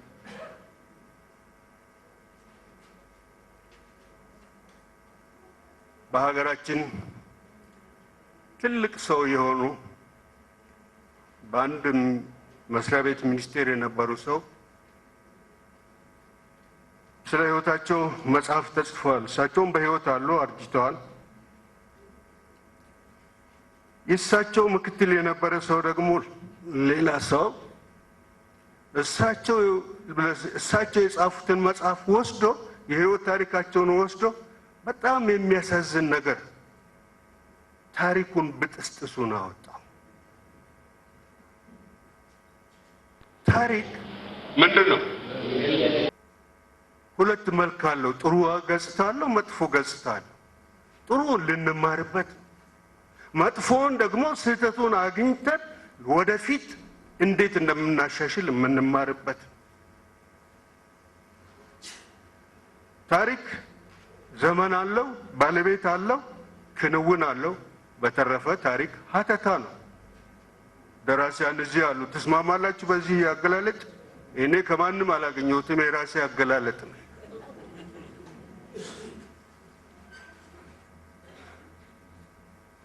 ስለዚህ ዛሬ ይህ የተደረገበት ዋናው ምክንያት፣ ይህ ስብሰባ የተጠራበት ዋናው ምክንያት ከወንድማችን ከተክሌ ሕይወት ምን እንማራለን? እግዚአብሔር ምን አስቀምጦልናል? እኔ በሱ ጊዜ አላጠፋም። መጽሐፉ ይኸው እንግዲህ ገዝታችሁ ልታነቡት ትችላላችሁ ማለት ነው። ሐና ስትጸልይ እንደዚህ አለች። በመጽሐፈ ሳሙኤል ምዕራፍ 2 ላይ እንዲህ አለች። ሐናም እንዲህ ብላ ጸለየች። ልቤ በእግዚአብሔር ደስ ይለዋል፣ ክብሬም በእግዚአብሔር ከፍ ከፍ ብለዋል። በማዳን ስለተደሰትኩ በጠላቶቼ ላይ እሳለቃለሁ። እንደ እግዚአብሔር ቅዱስ የለም፣ እንዳንተ ያለ ማንም የለም። አምላካችንን የሚመስል መጠጊያ ምሽግ የለም። እስቲ በመታበያ አትጓደዱ፣ የትምክህት ንግግራችሁንም አስወግዱ። እግዚአብሔር አምላክ ሁሉን ያውቃል፣ ሕዝብ የሚሠራውን ሁሉ በፍርድ ይመዝናል። የኃያላን ቀስቶች ተሰበሩ፣ ደካሞች ግን ብርታት አግኝተው ጠነከሩ። ጠግበው የነበሩ ተርበው ለምግብ ተገዝተዋል፣ ተርበው የነበሩ ግን ጠግበዋል። መሃኒቱ 7 ወለደች፣ የብዙዎች ልጆች እናት የነበረችው ብቻዋን ቀረች። እግዚአብሔር ይገድላል ያድናልም፣ ወደ ሲኦል ያወርዳል ከሲኦልም ያወጣል። እግዚአብሔር ያደኸያል ያበለጽጋልም፣ ያዋርዳልም ከፍ ከፍም ያደርጋል። እርሱ ድሆችን ከትቢያ ምስኪኖችን ከአመድ ላይ ያነሳል፣ ወደ ልዑላንም ደረጃ ከፍ ያደርጋቸዋል። የክብርንም ዙፋን ያወርሳቸዋል። የምድርን መሠረቶች የሠራ እግዚአብሔር ነው፣ በእነርሱም ላይ ዓለምን የፈጠረ እርሱ ነው። ሰው ድልን የሚያገኘው በኃይሉ ስላልሆነ እግዚአብሔር የታማኞችን እርምጃዎች ይጠብቃል፣ ክፎችን ግን ወደ ጨለማ ይጣላሉ። እግዚአብሔርን የሚቃወሙ ይደመሰሳሉ፣ ከሰማይም ያንጎደጉድባቸዋል። እግዚአብሔርም በዓለም ሁሉ ይፈርዳል፣ ለንጉሥም ኃይልን ይሰጠዋል፣ ለመረጠውም ክብሩን ከፍ ከፍ ያደርግለታል። ታሪክ ማለት ይሄ ነው። ማን ነው ኃላፊው በዓለም ላይ ለሚሆነው ነገር ሁሉ? ሐና ምን አለች? የታሪክ ባለቤት እግዚአብሔር ነው አለች። እኔ እንዲህ ብዬ ተረጎምኩላት የሐናን ጸሎት። ተስማማላችሁ? ሐና የታሪክ ባለቤት እግዚአብሔር ነው። የጠገቡት ይዋረዳሉ፣ ንጉሶችን እግዚአብሔር ይሾማል። ከፍ ያሉት ይናቃሉ፣ የተናቁት ደግሞ ከፍ ይላሉ። ልጅ አትወልድም የተባለችው መካን ሴት 7 ወለደች። የታሪክ ባለቤት እግዚአብሔር ነው። እንጸልይ። እግዚአብሔር አምላካችን ሆይ በዚህ ማለዳ እያንዳንዳችንን እንድትናገረን ቅዱስ መንፈስህም ዛሬ ለልባችን መልእክት እንዲሰጠን ለሕይወታችንም እግዚአብሔር አምላክ ሆይ መመሪያ እንድናገኝ በዚህ ማለዳ እንድትረዳን እንጸልያለን። እግዚአብሔር መንፈስ ቅዱስ በዚህ ውስጥ እንዲናገር እንጸልያለን። የኔን ድካም እግዚአብሔር አምላክ ሆይ በእውነት አትቁጠርብኝ። ለእኔም ለወገኖችም በዚህ ማለዳ እግዚአብሔር መንፈስ ቅዱስ ይናገር በኢየሱስ ክርስቶስ ስም አሜን።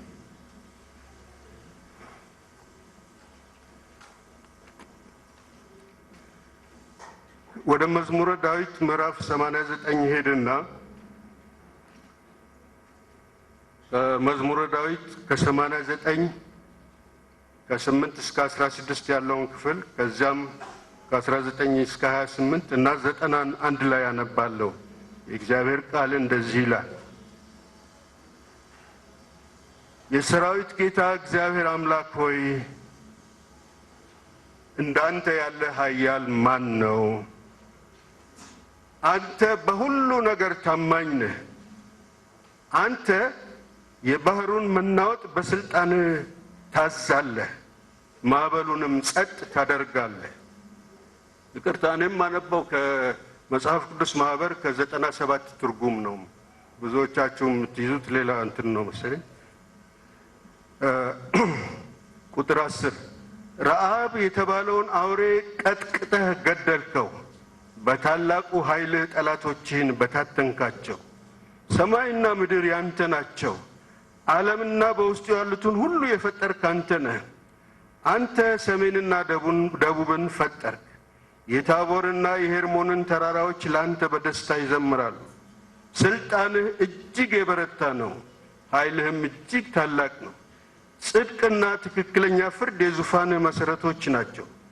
ፍቅርና ታማኝነትህ ከአንተ ጋር ናቸው። ጌታ ሆይ የምስጋና መዝሙር የሚያቀርቡልህና በቸርነትህ ብርሃን የሚኖሩ የተባረኩ ናቸው። በስምህ ቀኑ ሙሉ ይደሰታሉ፣ የማዳን ኃይልህም ከፍ ከፍ ያደርጋቸዋል ይላል። ከ19 እስከ 28 ደግሞ ቀጥላለሁ። አንድ ጊዜ በራእይ ለታማኝ አገልጋይህ እንዲህ ብለህ ተናግረሃል።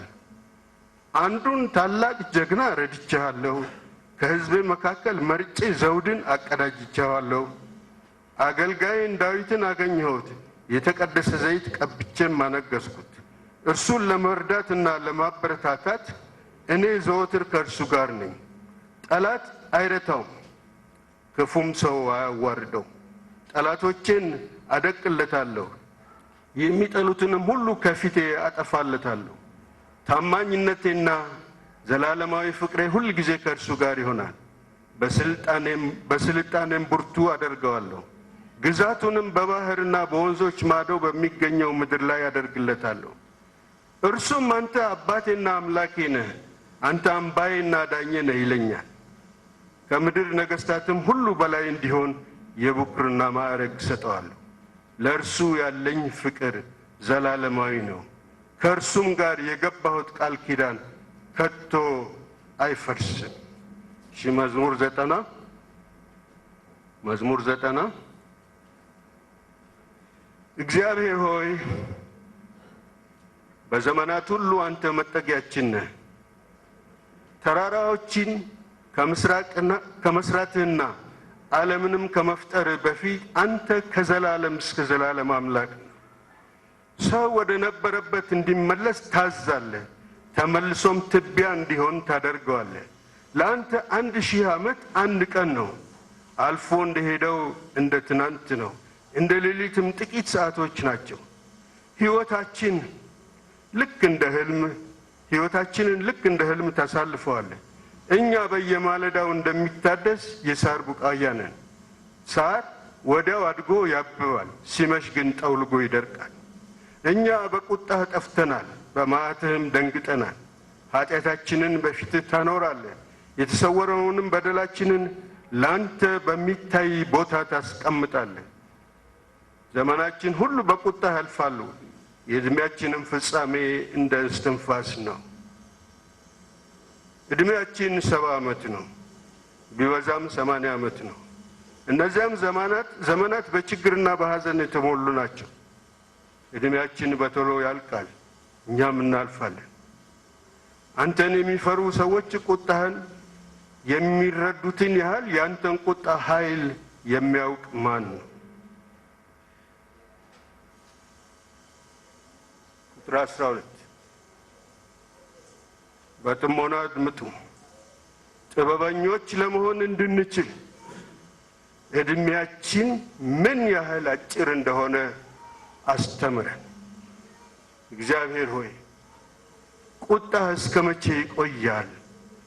እባክህ ለአገልጋዮች ይራራ። በዘመናችን ሁሉ እንድንዘምር ደስ እንዲለን ዘላለማዊ ፍቅርህን በየማለዳው አሳየን። የመከራ ዓመቶችን አሳልፈናል፣ ብዙ ሐዘንም ደርሶብናል። በዚህ ሁሉ ልክ ደስታን ስጠን። እኛ አገልጋዮች ታላቁን ስራህን እንድናይ ፍቀድልን። ልጆቻችንም የኃይልህን ክብር እንዲያዩ አድርጋቸው። እግዚአብሔር አምላካችን ሆይ በረከት ከእኛ ጋር ይሁን፣ የምናደርገውንም ሁሉ አሳካል። አንድ ሰው ብቻ ነው አሜን ሲል የሰማሁት። ለምንድን ነው? እዛ ላይ በርቱ እንጂ አሜን ማለቱ ላይ በርቱ።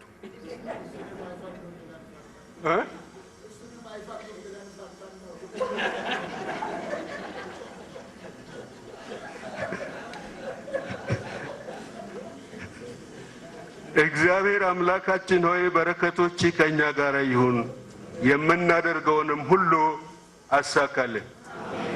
እንደ ከተፈቀደም በኋላ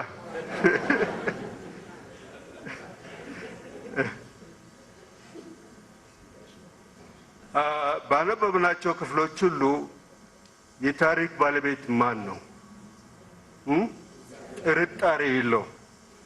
ዳዊት እዚህ ጋር እንግዲህ የሙሴ ጸሎት ነው ይባላል። ይሄ በዚህ በመዝሙረ ዳዊት ተብሎ በሚጻፈው ውስጥ ምዕራፍ 90 ቁጥር 2 ላይ ተራራዎችን ከመስራትህም እና ዓለምንም ከመፍጠር በፊት አንተ ከዘላለም እስከ ዘላለም አምላክ ነህ። አንተ ከዘላለም እስከ ዘላለም ነው።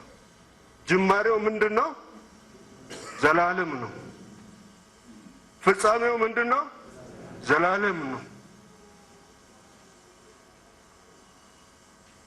ስንት ዓመት ነው? ስንት ዓመት ነው? ዘላለም ነው።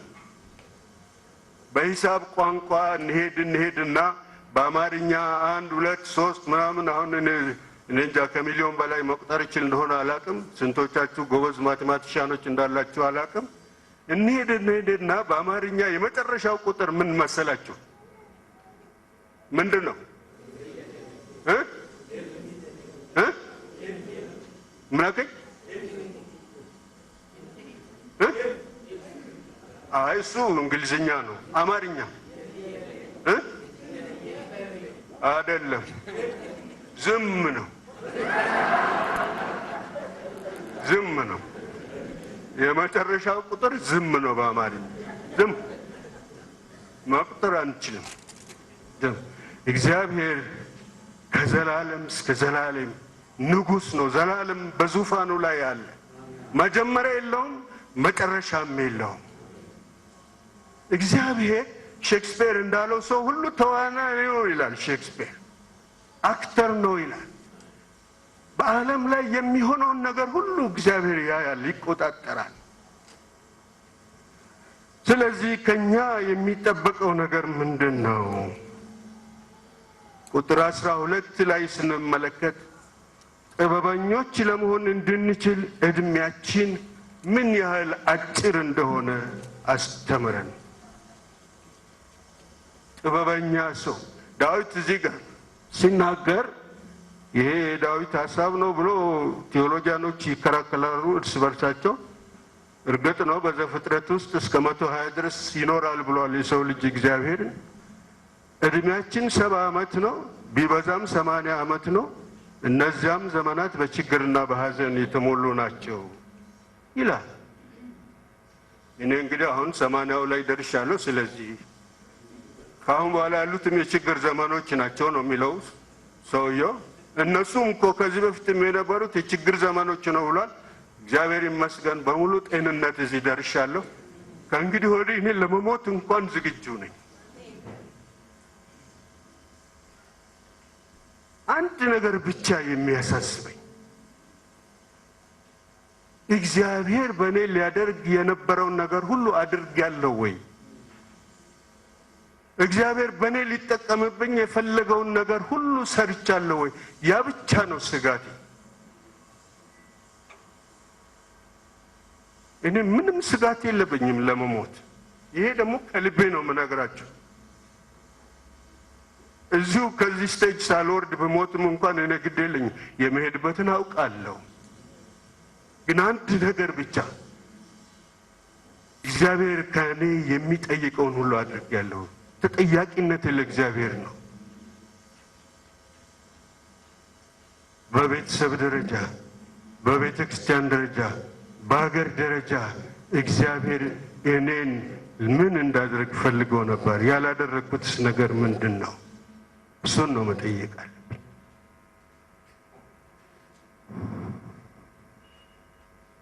እዚህ ዘማሪው ሲናገር በቁጥር 14 ላይ ዘመናችን ሁሉ እንድንዘምርና ደስ እንዲለን ዘላለማዊ ፍቅርን በየማለዳው አሳየን። በየማለዳው አሳየን።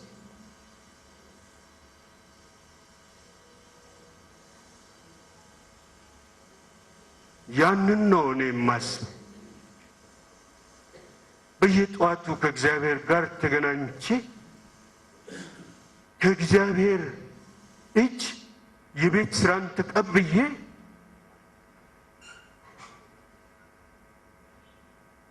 የዕለቱን ስራዬን ፈጽሜ ማታ እግዚአብሔር አምላክ ሆይ ስምህ የተመሰገነ ይሁን፣ ዛሬ በእኔ ስለተጠቀም ክብር ላንተ ይሁን ብያለሁ ወይ? ያ ነው የሚያስብ። ይህንን ታሪክ ለማጻፍ አይደለም፣ እግዚአብሔር በእኔ የሚያደርገውን ታሪክ እንዳይ እፈልጋለሁ። በየዕለቱ በረከትን ለማየት እፈልጋለሁ። ታስታውሳላችሁ፣ ዳዊት ሳኦል ያሳድደው ነበረ። አንድ ጊዜ አይደለም፣ 2 ጊዜ ሳኦል ዳዊትን እያሳደደው ሊገድለው እየፈለገ፣ ዳዊት ግን እግዚአብሔር በእጁ ላይ ሲጥልለት እንኳን ሳኦልን ታስታውሳላችሁ። በዛን ዘመን ሽንት ቤት አልነበረም መሰለኝ እና ሳኦል በዋሻ ውስጥ ሆኖ ቁጭ ብሎ ሳለ ትጥቁን ሁሉ ፈቶ ባለበት ጊዜ ዳዊት ከበስተኋላ መጥቶ ነበር። ያው እግዚአብሔር በእጅ ጣለልህ ሲባል ዳዊት ምን አለ? እግዚአብሔር የቀባውን እኔ አልገድልም። አንድ ጊዜ ዳዊት ከፍልስጤማውያን ጋር ጦርነት ገጥሞ፣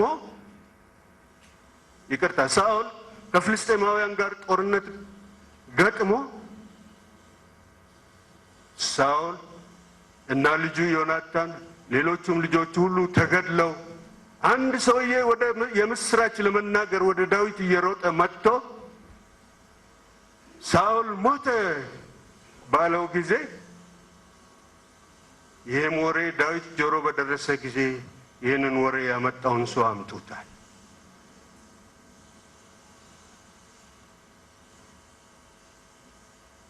ባቀረቡት ጊዜ እነዚህን ታሪኮች ብትፈልጉ ማንበብ ትችላላችሁ።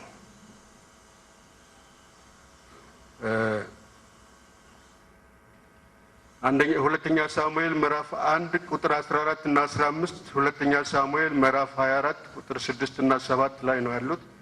በጊዜያችሁ ልታነቧቸው ትችላላችሁ። ምን አለ ዳዊት? ሰይ ጠላቴ ሞተ፣ በቃ አሁን ዙፋኑ የራሴ ነው፣ ከእንግዲህ ወዲህ ተቀናቃኝ የለብኝም አላለ። ዳዊት እግዚአብሔር እስኪቀባው የጠበቀ ሰው፣ እግዚአብሔር የቀባውንም ሰው ደግሞ ለመንካት ያልፈለገ ሰውየውን ጥሩት አለና የሞት ፍርድ ፈረደበት። ተገደለ። ለምን? እግዚአብሔር የቀባው ሳኦል መጥፎ ሰው ነው፣ ግን እግዚአብሔር ነው የቀባው።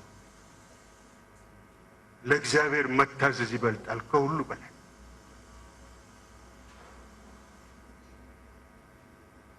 የኔ ፍላጎት የኔ ስሜት አይደለም መቅደም ያለበት፣ እግዚአብሔር ምን ይላል?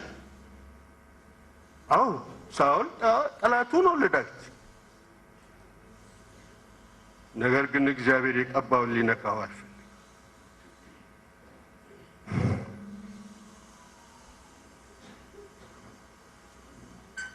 የታሪክ ባለቤት ያለ ጥርጥር እግዚአብሔር ነው። ወደ ሁለተኛ ሳሙኤል ልውሰዳችሁና ምዕራፍ 1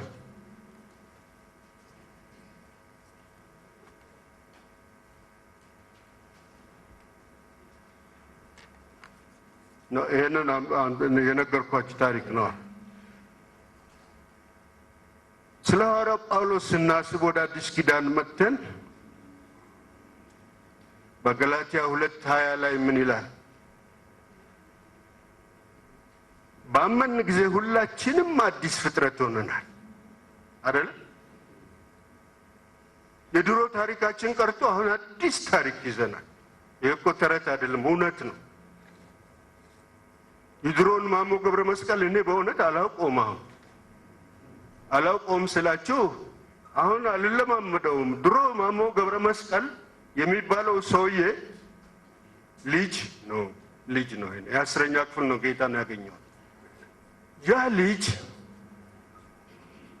አንድ ትልቅ ጉባኤ በሙሉ አናዶ ጭራ የሚያስወጣ ሰው ነበር። እንደዛ አይነት ሰውዬ ነበር። እንደዛ አይነት ልጅ ነበር ማሞ ገብረ መስቀል። አሁን ምስክሮቼ እናንተ ናችሁ። እንደዛ አይነት ሰው ነኝ። የምታውቁኝ ሰዎች ታውቃላችሁ። ይኸው ዶክተር ሙላቱ እውነቴን ነው ውሸቴን ነው እንደዚህ ነው የምለው። አፉን ይዛል ቶሎ ወይ ይላል ተክለ ይላል። ደግሞ እንደዚህ አንዳንድ ጊዜ ብዙ ጊዜ እንደዛ ብሎኛል። ግን ለእግዚአብሔር ስራ ተክሌን ወንድሜን ተክሌን ወደዋለሁ፣ አከብረዋለሁ። በእድሜም ታላቄ ነው። በነገራችን ላይ በመጽሐፉ ላይ እንደተረዳሁት ቢኖር ኖሮ አሁን 85 ይሆን ነበር፣ 84 ይሆን ነበር። ስለዚህ 4 ዓመት ቀድሞኛል ወደዚህ ዓለም በመምጣት። ሐዋርያው ጳውሎስ በገላትያ ምዕራፍ 2 ቁጥር 20 ላይ ምን አለ? እኔ ከክርስቶስ ጋር ተሰቅያለሁ።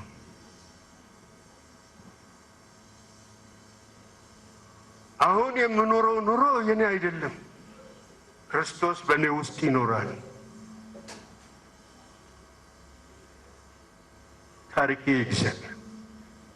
ታሪኬ የእግዚአብሔር ነው። እኔ ምንም ታሪክ የለኝም። በጣም የምወደው ጥቅስ ፊልጵስዩስ ምዕራፍ 1:20 ሕይወት ለእኔ ጫማ ሞሉልኛ። ሕይወት ለእኔ ዶክተር አለማየሁ ጫፍ ሞትም ጥቅም ነው። ክርስቶስ ለእኔ ሕይወትም። በልጅነቴ ከባለቤቴ ጋራ አንድ ቀን በትልቁ አትመዋለሁ። ይህንን ከባለቤቴ ጋራ እጮኛ ስንሆን ይችን ጥቅስ ነው ይዘን የተነሳ ነው ፎቶግራፍ። ሕይወት ለእኔ ክርስቶስ ነው። ሌሎች ደግሞ 3 ጓደኞች ነበሩ የምወዳቸው። ብዙዎቻችሁ ታውቁታላችሁ። አሁን ዶክተር ለገሰ ሰጋሮ ይባላል። ስዊድን ሀገር ነው ያለው። አንዱ ተፈሪ ለገሰ ይባላል። ሁላችንም ወደ አንድ ጌጃ ነበር የምንሄደው። 3ታችን ሆነን ክርስቶስ ለእኔ ሕይወት ነው ብለን ተነስተን ሕይወት ለእኔ ክርስቶስ ነው ብለን ታሪካችንን የሚጽፍ እግዚአብሔር እንጂ እኛ አይደለም።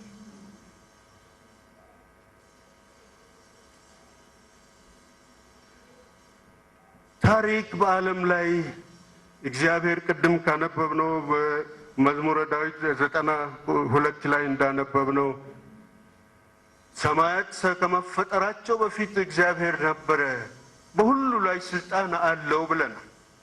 ሁሉንም ደግሞ ይሾማል፣ ይሽራል፣ ቀስትንም ይሰብራል ብለናል። ሐዋርያው ጳውሎስ ደግሞ በአንድ ቦታ ምን ይላል? የዚህ ዓለም የተናቁትን ሁሉ ወስዶ ይላል። የተናቁትን ሁሉ አንደኛ ቆሮንቶስ ላይ ምዕራፍ 1 ቁጥር 27 29 ላይ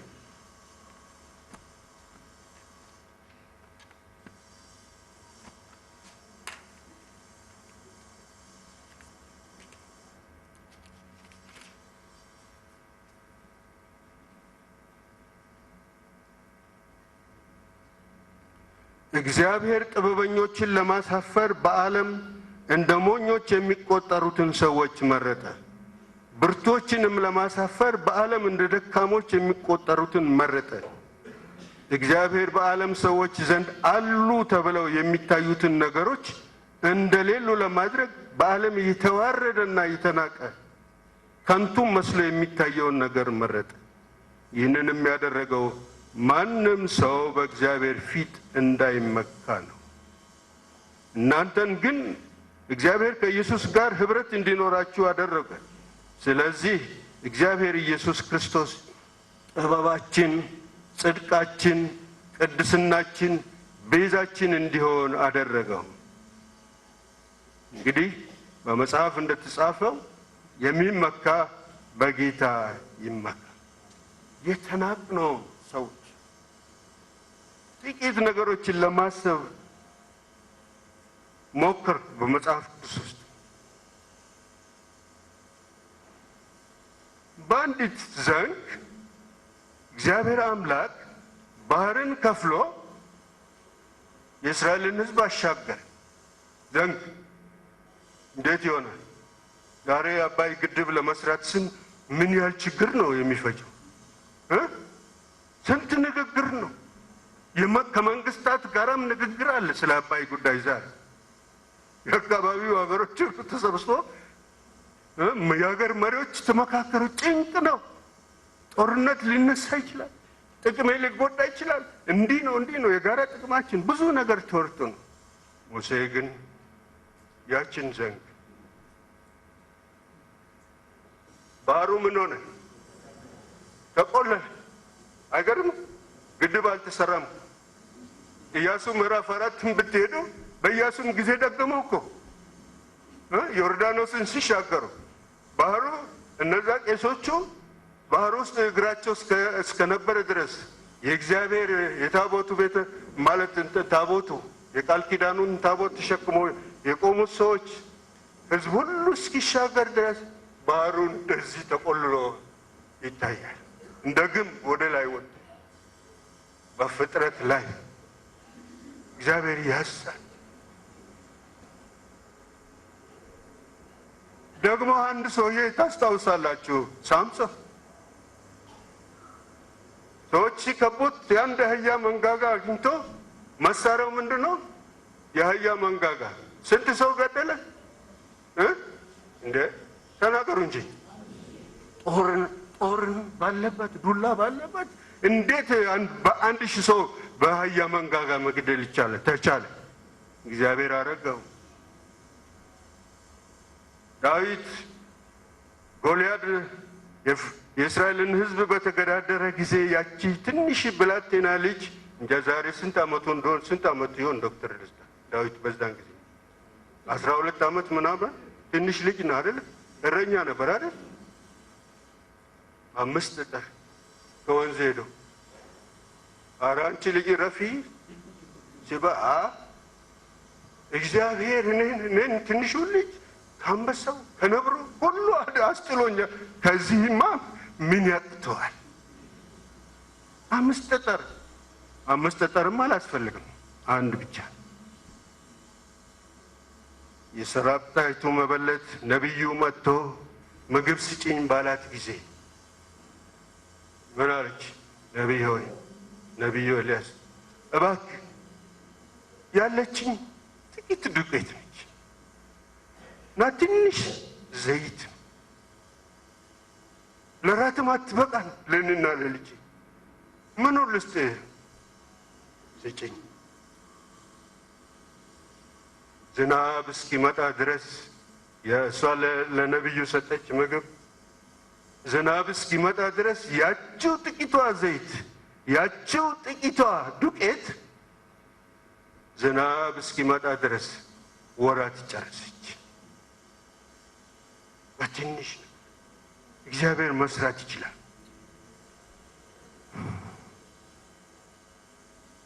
ትንሽ ደመና እግዚአብሔር አምላክ በርግጥም ያለ ጥርጥር የታሪክ ባለቤት